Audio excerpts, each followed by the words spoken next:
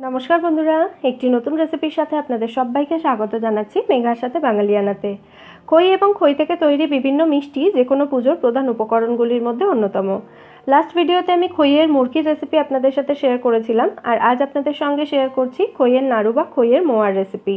ভীষণ ইজি একটা রেসিপি, আর এইভাবে খইয়ের মোয়া তৈরি করে আপনারা কিন্তু সেটা বহুদিন পর্যন্ত স্টোর করে রাখতে পারবেন। মোয়াগুলো ভেঙেও যাবে না এবং নরমও হবে না, খুব ক্রিস্পি হবে। প্রথমে দেখুন, আমি একটা কড়াইতে 100 গ্রাম আখের গুড় দিয়েছি। গুড়টা একটু শক্ত ছিল বলে 2 টেবিল স্পুন মতো জল দিয়েছি, যাতে গুড়টা তাড়াতাড়ি মেল্ট হয়ে যায়।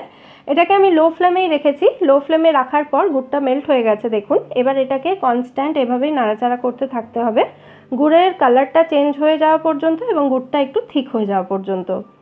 মাঝে একটুখানি এলাচ গুঁড়ো দিয়ে দিচ্ছি, যাতে নাড়ুগুলোর মধ্যে খুব সুন্দর একটা গন্ধ হয়। এটাকে কিন্তু এভাবেই নাড়াচাড়া করতে থাকতে হবে। প্রায় 10 মিনিট মতো সময় লাগবে গুড়ের পাকটা আসতে, আর লো ফ্লেমে রাখবেন। দেখুন গুড়ের পাকটা হয়ে গেছে, কালারটাও চেঞ্জ হয়ে গেছে এবং অনেকটা ঘন হয়ে গেছে গুড়টা। এর বেশি আর আমি এটার পাক করব না, কারণ তাতে কিন্তু নাড়ুগুলো একটু আরও বেশি শক্ত হয়ে যেতে পারে, মানে দাঁতে আটকাতে পারে, সেই জন্য।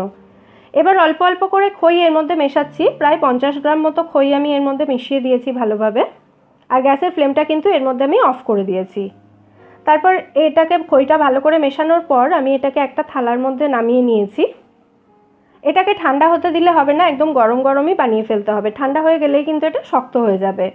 এবার দেখুন, 2 হাতে ভালো করে ঘি মাখিয়ে নিয়েছি। তারপর এখান থেকে অল্প অল্প করে পার্ট নিয়ে এভাবে নাড়ুর মতো গড়ে নিতে হবে। এই গুড়ের পাকটার ওপরেই কিন্তু নাড়ুটা কতটা শক্ত হবে বা ক্রাঞ্চি হবে, ক্রিস্পি হবে, সেটা ডিপেন্ড করছে। গুড়ের পাক বেশি হয়ে গেলে কিন্তু সেটা দাঁতে আটকানোর চান্স থাকে, আবার কম হলে কিন্তু হয়তো একদিন শক্ত থাকবে, পরের দিনই নরম হয়ে যাবে।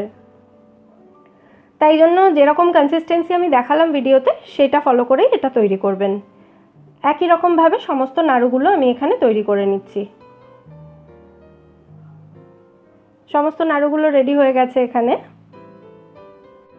এই নাড়ুগুলো কোনো এয়ারটাইট কন্টেনারে ভরে 1 থেকে 1.5 মাস পর্যন্ত স্টোর করে রাখা যায়। এগুলো এরকম শক্ত আর ক্রিস্পিই থাকবে, এগুলো কিন্তু নরম হবে না বা ভেঙেও যাবে না।